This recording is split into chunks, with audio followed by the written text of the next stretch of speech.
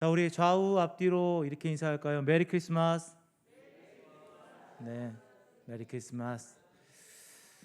네, 예수님이 오시는 날을 또 기념하는 크리스마스. 어제 저희가 크리스마스를 보냈습니다. 자, 그런데 왜 이렇게 크리스마스가 우리에게 중요할까? 예수님이 오셨으니까, 그래, 우리가 믿는 예수님이 오셨으니까 이렇게만 생각할 수 있습니다. 맞습니다. 그런데 중요한 것은 뭐냐? 그 예수 그리스도가 바로 복음이시기 때문입니다.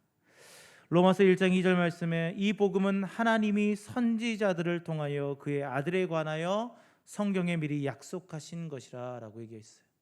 복음이란 곧 예수 그리스도이십니다. 그 예수 그리스도에 대해 말씀하시는 모든 것이 곧 복음인 것이죠. 이 복음은 우리로 하여금 구원에 이르도록 합니다. 자, 로마서 1장 16절 말씀, 내가 복음을 부끄러워하지 아니하노니 이 복음은 모든 믿는 자에게 구원을 주시는 하나님의 능력이 된다라고 얘기하고 있습니다. 모든 믿는 자에게 무엇을 주신다고요? 구원을 주신다. 자, 이렇게 하나님께서 복음을 통해서 그것을 믿는 자들에게 구원을 주시는데 이 복음이라는 것이 그러면 어떻게 전달되는가? 복음이라는 것이 그냥 알아서 잘 전달되고 흘러가고 그냥 알아서 다 되는 것인가? 그렇지 않습니다. 하나님은 그만의 방법을 갖고 계십니다. 자, 고린도후서 5장 18절 말씀, 모든 것이 하나님께로서 났으며 그가 그리스도로 말미암아 우리를 자기와 화목하게 하시고 또 우리에게 화목하게 하는 직분을 주셨다라고 얘기해요. 그러면 하나님께서 이 복음을 전하는 것, 그 방법은 뭘까요? 바로 우리들이라는 거죠. 정리하면 하나님과 우리 사이에 예수 그리스도가 화목제물이 되셔서 하나님과 우리가 단절되었습니다. 죄로 인해 단절되었던 그것을 관계를 회복하셔서 화목하게 서로 교제할 수 있도록 서로 만날 수 있게 해주셨어요. 그럼 우리의 역할은 무엇입니까? 이제 하나님과 세상 사람들 사이에 예수 그리스도 그 복음을 소개함으로 말미암아 이 세상 사람들이 하나님과 화목하게 하는 것, 그 직책을 누가 갖고 있다고요? 우리가 갖고 있는 것입니다. 그러면 그 예수 그리스도 그 복음을 전하는 것, 예수 그리스도 그 복음을 전하는 것, 그게 바로 우리가 해야 되는 일이고 당연히 우리를 통해서 흘러가야 된다는 것이죠. 사랑하는 여러분, 사회가 죽은 물인 이유가 무엇입니까? 들어오는 곳은 있는데 나가는 곳이 없습니다. 그래서 그곳에서는 생물이 살 수 없는 것이죠. 똑같습니다. 우리에게 복음이 들어와서 그 복음이 그냥 그대로 있다면 그 복음은 죽어있는 복음이죠. 복음은 항상 살아있어서 그것이 흘러가야 됩니다. 그래서 우리 모든 성도님들이 그 직분들을 잘 수행하는 주님의 군사가 되길 소원합니다. 자, 오늘 본문에 에바브라라는 사람이 나와요. 에바브라. 이 에바브라는 어떤 사람이냐? 골로새 교회, 그러니까 골로새 지역이죠. 그때는 지역에 복음을 전했던 사람입니다. 자기에게 들어왔던 그 복음을 골로새 지역에 가서 복음을 전하고 그 골로새 교회가 세워질 수 있는 기본이 된 사람입니다. 그래서 이 에바브라가 복음을 전했기 때문에 골로새 교회가 생기게 된 거죠. 근데 지금은 어디에 있냐? 바울과 함께 로마 감옥에 갇혀 있습니다. 아마 그런 상태에서 이 에바브라가 이 골로새 교회에 대한 여러 가지 소문들에 대해서 이 바울에게 이야기했던 것 같아요. 그래서 그 소문을 들었죠. 보통 바울은 서신서를 쓸 때 어떻게 쓰냐면 자기가 교회를 세운 곳에 문제가 발생했을 때 그 문제를 해결하기 위해 썼는데, 오늘 골로새서 이 본문은 어떤 것이냐면 방문하지 않았는데 그 문제를 알고 그것에 대해서 먼저 편지를 쓴 거죠. 로마서 비슷합니다. 그리고 나서 차후에 그것을 방문하게 됩니다. 그리고 현재 골로새 교회를 담당하고 있는 사람이 누구냐? 에바브라의 뒤를 이어서, 아마 그 바로 뒤는 아니었을 것 같아요. 그런데 그 뒤를 이어서 지금 누가 하고 있냐? 빌레몬이라는 사람이 그것을 담당하고 있습니다. 그래서 우리가 잘 알고 있는 이 골로새 서신과 빌레몬서가 함께 전달되었죠. 그리고 오늘 본문에서 이 복음을 전했던 이 에바브라에 대해서 무엇이라고 표현하고 있느냐? 자, 오늘 본문 7절 말씀에 이렇게 말하고 있습니다. 이와 같이 우리와 함께 종된 사랑하는 에바브라에게 너희가 배웠나니 그는 너희를 위한 그리스도의 신실한 일꾼이요. 아멘. 신실한 일꾼이라고 표현하고 있어요. 에바브라에 대해서. 자, 그렇다면 이 신실한 일꾼, 복음을 받고 그 복음을 전달하는 그 과정 속에서 잘 전했던 이 에바브라, 그를 신실한 일꾼이라고 했는데, 그렇다면 신실한 일꾼이나 어떤 사람인가, 어떻게 했기에 이 에바브라에게 신실한 일꾼이라고 했는가, 그것에 대해서 살펴보고, 우리가 혹시 신실한 일꾼이 아니라면 우리가 다시 신실한 일꾼의 삶들을 살아갈 수 있도록 결단하는 귀한 시간이 됐으면 좋겠습니다. 자, 첫 번째로 신실한 일꾼은 어떤 사람인가? 바로 하나님과 사람에게 칭찬을 받는 사람입니다. 하나님과 사람에게 칭찬을 받는 사람입니다. 자, 골로새 복음을 전한 에바브라는 어떤 사람이라고 평가받는가? 자, 골로새 4장 13절 말씀에 그에 대해서 이렇게 얘기합니다. 그러니까 에바브라죠. 너희와 라오디게아에 있는 자들과 히에라볼리에 있는 자들을 위하여 많이 수고하는 것을 내가 증언하노라. 자, 그 지역, 그러니까 우리가 말하는 이 골로새 지역뿐만이 아니라 라오디게아와 히에라볼리에까지 수고를 아끼지 않았던 사람이라는 거죠. 그것을 바울이 알고 있었습니다. 그리고 모든 사람들이 알고 있었죠. 또한 에바브라는 바울에게 복음을 들었습니다. 그리고 나서 그것을 골로새 지역에 전했죠. 그리고 골로새 지역에 있는 사람들은 그 복음을 어떻게 했을까요? 오늘 보면 6절 말씀에 보니까 이 복음이 이미 너희에게 이름에 너희가 듣고 참으로 하나님의 은혜를 깨달은 날부터 너희 중에서와 같이 또한 온 천하에서도 열매를 맺어 자라는도다 라고 얘기해요. 자, 그렇게 열매를 맺습니다. 바울이 에바브라에게 복음을 전하고 에바브라가 골로새 지역에 복음을 전했고 골로새 지역에 이제 교회가 형성되어서 온 땅에 온 세상 가운데 복음을 전했다라는 거예요. 그러면 결론적으로 말하면 이 에바브라를 신실한 일꾼이라고 표현했다면 골로새 교회도 또한 신실한 일꾼들이라는 거죠.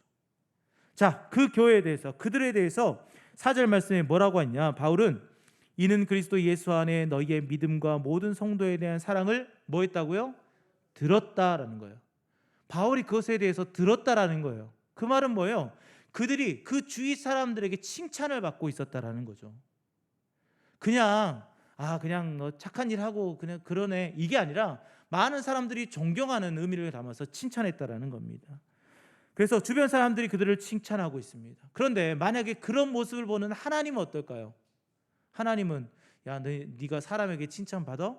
나는 너 칭찬 안 할래? 이렇게 하시지 않을 거라는 거죠. 하나님 또한 세상 사람들이 칭찬받는 우리의 모습을 보면서 또한 어떻게 할까요? 칭찬하시는 거예요. 하나님이 맡겨주셨던 그 복음을 잘 전환했던 에바브라와 골로새 교회에 그렇게 세상 사람들이 칭찬했던 것처럼 하나님이 또한 그 직분을 잘 수행하는 그들에게 칭찬하실 거라는 거죠. 우리가 달란트 비유를 압니다. 5달란트와 2달란트 받았던 사람에게 동일하게 말했던 말이 무엇입니까? 마태복음 25장 21절 말씀에 그 주인이 이르되 잘하였도다 착하고 충성된 종아라고 해요. 잘하였도다. 이게 뭐예요? 칭찬입니다. 잘했다. 그래, 네가 잘한 거야. 이게 바로 하나님께 칭찬받는 사람들의 모습입니다. 그래서 에바브라와 골로새 교회는 하나님께도 칭찬받는 사람이고 또 세상 사람들에게도 칭찬받는 사람이었어요. 그랬더니 그들을 뭐라고 부릅니까? 신실한 일꾼이라고 부르는 거예요. 사랑하는 성도 여러분, 신실한 일꾼은요, 하나님께만 칭찬받는 사람이 아니에요. 우리는 하나님만 보면 돼? 아니에요. 세상 사람들에게도 칭찬을 받아야 됩니다. 왜냐하면 우리가 세상 사람들에게 미움을 받고 세상 사람들의 지탄을 받는다면 우리가 전하는 복음은 변질되기 때문이죠. 사랑하는 성도 여러분, 그래서 신실한 일꾼이란 누구냐? 바로 하나님께도 칭찬을 받고 우리 주위의 많은 사람들에게도 칭찬받는 사람이 신실한 일꾼임을 믿습니다. 그래서 우리 사랑하는 모든 성도님들이 그렇게 세상 사람들에게 또 하나님께 칭찬받는 신실한 일꾼이 되기를 축복합니다. 자, 둘째로 신실한 일꾼은 어떤 사람들인가? 바로 하늘 소망을 품고 살아가는 사람들입니다. 하늘 소망을 품고 살아가는 사람들. 자, 오늘 본문 5절 말씀 같이 한번 읽어보겠습니다. 시작. 너희를 위하여 하늘에 쌓아둔 소망으로 말미암음이니 곧 너희가 전에 복음 진리의 말씀을 들은 것이라. 아멘. 너희를 위하여 하늘에 쌓아둔 소망, 하늘에 쌓아둔 소망. 하늘에 쌓아둔 소망으로 살아가는 이들이 곧 신실한 일꾼입니다. 그러면 하늘 소망이라는 무엇일까? 현재 우리가 살고 있는 이 땅의 소망을 품고 살아가는 것이 아니라 하나님 나라를 사모함으로 기대함으로 살아가는 사람들을 이야기합니다. 그래서 우리는 이 땅의 보물을 쌓아두는 것이 아니라 하늘의 보물을 쌓아두고 살아야 되는 것이죠. 마태복음 6장 20절 말씀에 이렇게 말합니다. 오직 너희를 위하여 보물을 하늘에 쌓아두라. 거기는 좀이나 동록이 해하지 못하며 도둑이 구멍을 뚫지도 못하고 도둑질도 못하느니라. 아멘. 우리는 하늘의 보물을 쌓아둔 존재들이죠. 그런데 그 하늘에서는 손해가 없어요. 그 쌓아둔 것이 없어지지가 않습니다. 그런데 이 땅은 어떻습니까? 이 땅에 소망을 품고 나면 우리가 죽고 난 이후에는 그게 다 누구 것이 되겠습니까? 그래서 우리는 하늘의 보물을 쌓아두고 사는 사람들로서 하늘 소망을 품고 살아가는 사람들이어야 됨을 믿습니다. 그래서 그 신실한 일꾼은 하늘의 소망을 품고 살아가는 사람들이죠. 그런데 하늘 소망을 품는다고 그냥 저 땅에 가서 저 하늘나라에 가서만 잘 살 걸 기대하고 있습니까? 아닙니다. 하나님께서 이렇게 말씀하시더라고요. 디모데전서 6장 17절 말씀, 네가 이 세대에서 부한 자들을 명하여 마음을 높이지 말고 정함이 없는 재물에 소망을 두지 말고 오직 우리에게 모든 것을 후히 주사 누리게 하시는 하나님께 두라라고 해요. 여러분, 모든 것을 후히 주신다라는 것은요, 야, 너희가 죽고 나서 저 천국에 가면 거기서 내가 너에게 잘 줄게, 여기서는 네 알아서 잘 살아봐, 이런 말씀이 아니라 후히 주신다는 것은 우리가 하나님의 말씀에 신실하게 그렇게 일꾼으로서의 삶들을 잘 살아간다면 이 땅에서도 하나님께서 복을 누리며 살 수 있게 하신다는 겁니다. 그런데 그 복이 잘 먹고 잘 살고 이런 것만 복이 아닙니다. 진정한 복은 하나님께서 주시는 그 복음을 끝까지 붙잡고 살아가는 복이죠. 그 외에도 물질로도 주시고 환경으로도 주시고 상황으로도 주십니다. 하지만 그렇다고 해서 모든 것이 잘 풀리지는 않습니다. 어떨 때는 망하기도 하고 손해보기도 하고 어떨 때는 우리가 주저앉기도 합니다. 그러나 하나님은 그때마다 새로운 힘을 공급하여 주시고 새롭게 그 모든 것들을 이겨낼 수 있는 힘을 공급하여 주실 것입니다. 그래서 하나님의 소망을 품고 살아가는 사람은 저 천국에서만의 기쁨의 삶이 아니라 이 땅에서도 하나님이 주시는 놀라운 충만함으로 살아가는 존재들임을 기억하시길 바랍니다. 사랑하는 성도 여러분, 인생은 길어야 120년이라고 얘기합니다. 근데 하늘나라는, 저 천국은 몇 년일까요? 영원입니다. 영원. 120년의 삶을 즐겁게 살려고 영혼을 포기하시겠습니까? 우리가 그런 미련한 자들이 되지 않기를 소원합니다. 영혼의 삶을 소유하고 그 땅을 사모하고 그 땅에 소망을 품고 살아가는 우리 모든 성도님 되길 소원합니다. 그래서 우리 사랑하는 모든 성도님들이 하나님의 신실한 일꾼이 되어서 이 땅의 소망이 아니라 하늘 소망을 품고 살아가는 성도들이 되기를 예수님의 이름으로 축복드립니다. 자, 세 번째. 그러면 신실한 일꾼은 어떤 일꾼인가? 신실한 일꾼은 듣고 전하는 자가 신실한 일꾼입니다. 듣고 전하는 자. 자, 오늘 보면 6절 말씀에 이렇게 말합니다. 이 복음이 이미 너희에게 이름에 너희가 듣고 참으로 하나님의 은혜를 깨달은 날부터 너희 중에서와 같이 또한 온 천하에서도 열매를 맺어 자라는도다. 아멘. 자, 골로새 교회는 에바브라에게 복음을 전해 들었습니다. 그것을 듣고 깨달은 그날부터 어떻게 했다고요? 지금까지 계속 복음을 전하며 살았다라는 거예요. 온 천하에서도 열매를 맺는 삶을 살았습니다. 그런데 여기서 듣다라는 것, 그들이 들었다라는 것은 그냥 지식적인 들음이 아닙니다. 그냥 예수님은 하나님이시고 예수님 우리의 구원자셔. 그렇구나. 예수님은 그것을 그대로 전달하는 것, 그걸 얘기하는 것이 아닙니다. 듣는다라는 것은 다른 겁니다. 골로새 1장 10절 말씀에 주께 합당하게 행하여 범사에 기쁘시게 하고 모든 선한 일에 열매를 맺게 하며 하나님을 아는 것에 자라게 하시고 라는 거예요. 듣는다라는 것은요, 자라날 수 있게 해야 됩니다. 근데 듣고는 그냥 그 지식 그대로만 전달하는 것이 아니라 자라난다는 것은 하나님의 말씀을 들었을 때 우리가 그 하나님을 인격적으로 만나야 그것을 전할 수 있는 거예요. 듣다라는 것은 그냥 지식적으로 듣고 끝나는 것이 아니라 그 말씀을 통해서 하나님의 어떤 분이신지 더 알아가고 하나님이 나에게 어떻게 다가오시는지 또 하나님은 무엇을 말씀하시는지 하나님은 어떻게 생각하고 있는지 하나님이라면 과연 어떻게 하실지 이런 것들을 더 깊이 묵상하고 그것을 나의 것으로 받아들이는 것, 그것을 듣는다라고 얘기합니다.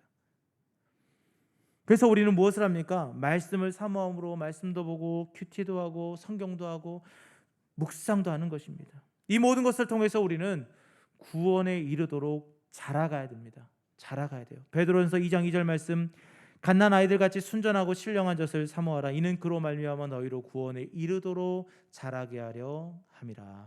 아멘. 자, 구원에 이른다라고 하는 여기서 구원은 칭의의 구원이 아닙니다. 우리가 예수 그리스도를 믿고 구원받는 그 구원이 아니에요. 왜요? 예수 믿고 구원받는 것은 이례적인 단 한 번의 사건이에요. 우리가 믿으면 구원받는 거예요. 그런데 그것이 컵에 물이 채워지듯이 점점 채워지는 것이 아닙니다. 그런데 오늘 본문에 구원에 이르도록이라고 표현했다는 것은 이 구원이 칭의의 구원과 다르다는 거죠. 그건 뭘까요? 바로 성화의 구원입니다. 예수님을 닮아가는 삶. 그래서 칭의의 구원, 그 다음에 성화의 구원 단계를 지나서 이제 영화의 구원, 예수님처럼 우리가 이 육체를 입고는 어렵겠죠. 그래서 우리는 구원에 이르도록 계속 자라난다는 것은 뭐예요? 예수님을 닮아가야 돼요. 근데 닮아가는데 예수님이 어떤 분인지를 알아야 닮아가지 않겠습니까? 예수님이 어떤 분이신지도 모르는데 닮아간다? 말이 안 됩니다. 사랑하는 성도 여러분, 그래서 듣는다라는 것은 그냥 지식적으로 듣는 것이 아니라 하나님이 어떤 분이신지, 예수님이 어떤 분이신지 말씀을 통해서 또 설교를 통해서 여러 가지 상황들을 통해서 발견해내는 것입니다. 그래서 그 들은 것을 이제는 어떻게 해야 될까요? 전해야 됩니다. 내가 간직하고 있으면 썩어버리죠. 내가 듣고 은혜 받고 했던 것들을 다 전해야 됩니다.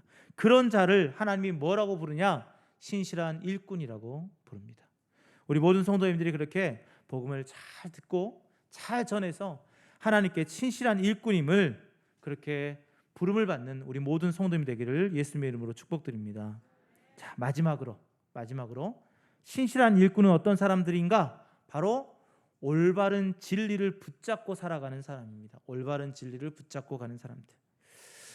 몇 주 전에 한 권사님께서 한 10여 년 그 이전에 사역했던 교회 권사님께서 연락이 왔어요. 연락이 와서 저에게 이야기하는 것이 자녀가 있는데 대학생입니다. 그때는 아마 초등학교, 중학교 이때였는데 지금 대학생이 되었어요.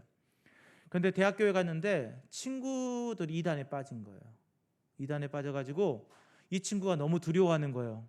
내 주위에 이 친구도 이단에 빠졌는데 얘도 이단이 아닐까? 쟤도 이단이 아닐까? 이렇게 두려워가지고 친구들과 이렇게 교우 관계를 잘 맺기 어려워한다라고 이야기를 했어요. 그런데 지금 현재 골로새 교회도 비슷한 상황이에요. 그 교회에 이단이 침투했고 이단 사상이 들어오는 거예요. 자, 골로새 2장 8절 말씀. 누가 철학과 헛된 속임수로 너희를 사로잡을까 주의하라. 이것은 사람의 전통과 세상의 초등학문을 따름이요 그리스도를 따름이 아니니라 라고 있어요. 그래서 골로새 교회의 사람들이 이단에 빠지고 또 이단의 사상들이 들어와서 그들이 갖고 있던 그 복음이 흔들리고 진리가 흔들리고 있는 거예요. 그래서 그들이 복음에서 떠나기도 합니다. 그래서 바울이 경고하면서 권면하는 것이 무엇입니까? 1장 23절 말씀에 만일 너희가 믿음에 거하고 터 위에 굳게 서서 너희 들은 바 복음의 소망에서 흔들리지 아니하면 이라고 해요. 그리하리라. 말은 그 말은 무엇입니까? 너희들이 그곳에 빠지지 않을 것이다. 이단에 빠지지 않을 것이라는 거예요. 그러니까 중요한 것은 뭐예요? 너희 들은 바 복음의 소망에서 흔들리지 아니하면, 복음의 소망 곧 무엇입니까? 진리에서 떠나지 않으면, 온전한 진리를 너희가 끝까지 붙잡으면 어떻게 된다라는 거예요? 이단에 빠지지 않을 것이다. 그렇다면 이 진리란 무엇입니까? 아까도 얘기했지만 복음 곧 예수 그리스도가 진리이십니다. 요한복음 14장 6절 말씀 우리가 너무나 잘 알고 있죠. 예수께서 이르시되 내가 곧 길이요 진리요 생명이니. 아멘. 진리라고 분명히 말씀하셨습니다. 예수 그리스도가 진리시기에 예수님을 믿으면 구원받는 것과 우리가 지금 기다리는 분이 곧 누구라는 거예요? 예수 그리스도라는 거죠. 그래서 다른 것을 기다려서는 안 됩니다. 혹시 주위에서 내가 예수야 라고 하는 사람이 있으면 이단입니다. 사입입니다. 왜요? 예수님이 오시면 이 땅에 심판밖에 없거든요. 그런데 지금 우리가 이렇게 서로 대화하고 살아가고 있는데 내가 예수야, 내가 하나님이야, 내가 성령님이야 이렇게 하는 사람이 있으면 거기는 이단이죠. 그래서 우리가 진리를 굳건히 붙잡고 있다면 이단이 쳐들어도 우리가 무너지지 않는다는 거예요. 그 권사님, 전화 왔던 권사님에게도 똑같이 이야기했습니다. 권사님, 복음을 잘 믿으면 이단에 빠지지 않습니다. 그러니까 그 친구에게 두려워하지 말라고, 복음만 잘 믿고 있으라고, 그럼 된다고 위로를 얻었습니다. 사랑하는 성도 여러분, 신실한 일꾼은요, 복음, 진리 그것을 굳건히 붙잡고 있는 사람이 신실한 일꾼입니다. 그것이 흔들리는 순간 우리는 하나님의 일꾼으로서의 자격이 상실되는 거예요. 이제 말씀을 정리해 봅니다. 저는 바라는 것은 우리 모든 성도님들이 하나님 앞에서 신실한 일꾼이 되길 소원합니다. 그렇다면 2021년 여러분들은 하나님 앞에 신실한 일꾼이었습니까? 아니면 신실하지 못한 일꾼이었습니까? 한번 되돌아보면 참 부끄러운 것이 많이 있는 것 같아요. 방금 말씀드렸던 것처럼 신실한 일꾼은 하나님과 사람들에게 칭찬받아야 되고 하늘 소망을 품고 살아가야 되고 또 하나님의 어떤 분이신지 계속 찾고 듣고 그것을 전하는 사람이어야 되고 늘 복음의 진리를 붙잡고 가는 사람이라고 하는데 1년 동안 저의 삶을 쭉 뒤돌아보면 참 부끄러웠던 모습들도 많이 있었습니다. 어떨 때는 사람들에게 욕을 듣기도 했어요. 어떨 때는 제 입술에서 나오지 말아야 되는 것들도 나오기도 합니다. 그러면 우리가 실망만 하고 이제 신실한 일꾼이 아니니까 나는 다 끝났어, 나는 포기해야지 라고 할까요? 아니죠. 하나님께서는 우리에게 다시 한번 이렇게 얘기합니다. 요에서 2장 13절 말씀, 너희는 옷을 찢지 말고 마음을 찢고 너희 하나님 여호와께로 돌아올지어다. 그는 은혜로우시며 자비로우시며 노하기를 더디하시며 인애가 크시사 뜻을 돌이켜 재앙을 내리지 아니하시나니. 아멘. 하나님 앞에 우리가 엎드리는 겁니다. 물론 이것은 이 남유다 상황 속에서 그들이 다시 무너지고 회복될 것을 이야기하는 과정 속에서 야 너희들이 죄에서 돌이켜라 라는 내용이지만 이 말씀이 오늘 우리에게 다가오는 것은 무엇입니까? 야 너희가 신실한 일꾼이 아니었어? 그러면 지금 다시 회개하고 신실한 일꾼으로서의 삶들을 살아가 라고 말씀하시는 것입니다. 왜요? 하나님이 그거 못했다고, 내가 신실한 일꾼의 역할들을 못했다고 나를 질책하시며 때리고 죽이고 아니하신다는 거예요. 왜요? 하나님은 은혜로우시며 자비로우시며 노하기를 더디하신다. 인애가 크시다는 거예요. 끝없는 사랑을 우리에게 베풀어 주신다라는 거예요. 그래서 우리가 다시 일어나야 되죠. 그래서 잠언서 24장 16절 말씀, 우리가 잘 아는 말씀, 대저 의인은 7번 넘어질지라도 다시 일어난다라는 거예요. 7번 넘어졌으면 8번째 일어나면 됩니다. 일어나서 다시 뛰면 됩니다. 사랑하는 성도 여러분, 코로나 때문에 신실한 일꾼의 삶을 살지 못했습니다 라고 말할 수 있어요. 근데요, 핑계입니다. 핑계예요. 우리는 어떤 환경과 상황에 구애받지 말고 신실한 일꾼이 되어야 될 줄 믿습니다. 저도 그렇고 여러분들도 그래야 됩니다. 2021년에 아쉬움이 많이 남을 거예요. 그런데 그 아쉬움을 뒤로하고 이제는 2022년 신실한 일꾼의 삶들을 살아가고 결코 아쉬움이 남지 않는 한 해로 우리가 만들어갔으면 좋겠습니다. 그래서 방금 말씀드렸던 것처럼 하나님뿐만 아니라 세상 사람들에게도 칭찬받는 여러분들이 되길 소원합니다. 또한 여러분들이 하늘 소망을 품고 온전히 살아가고 이 땅의 소망이 아니라 하나님만을 붙잡고 살아가는 삶을 살고 또 늘 예수님과 하나님의 어떤 분이신지를 찾고 구하며 듣고 그것을 올바로 전하며 그 붙잡은 그 복음과 그 진리를 절대 흔들지 말고 두 손 꼭 잡고 그렇게 살아가면서 신실한 일꾼의 삶들을 살아가길 소원합니다. 그래서 우리 모든 성도님들이 2022년 결코 아쉬움이 남지 않은 한 해 신실한 일꾼의 삶들을 온전히 살아가길 우리 예수님의 이름으로 축원드립니다. 기도하겠습니다. 하나님 감사합니다. 늘 부족하고 연약한 저희들 주님 앞에 엎드립니다. 2021년 저희들의 삶은 신실한 일꾼이었는지 아니었는지 주님 앞에 우리가 엎드릴 때 너무나 부족하고 연약하였습니다. 그러나 아버지 하나님 이제 다시 일어나 주님의 신실한 일꾼이 되길 소원합니다. 하나님뿐만 아니라 세상 사람들과 칭찬받는 자들이 될 수 있도록 붙잡아 주시고 정말 아버지 하나님 하늘 소망을 품고 살아가는 저희가 되고 또한 하나님의 말씀을 온전히 듣고 그것을 나의 것으로 받아들이며 믿음으로 선포하는 자가 되게 하시며 그 붙잡은 그 진리를 결코 놓지 않고 끝까지 붙잡는 저희 모두가 되게 하여 주시옵소서. 2021년 또 은혜 가운데 살았는데 2022년도 하나님께서 붙잡아 주시옵소서. 모든 걸 믿사오며 예수님의 이름으로 기도하였습니다. 아멘. 우리 찬송가 505장 온 세상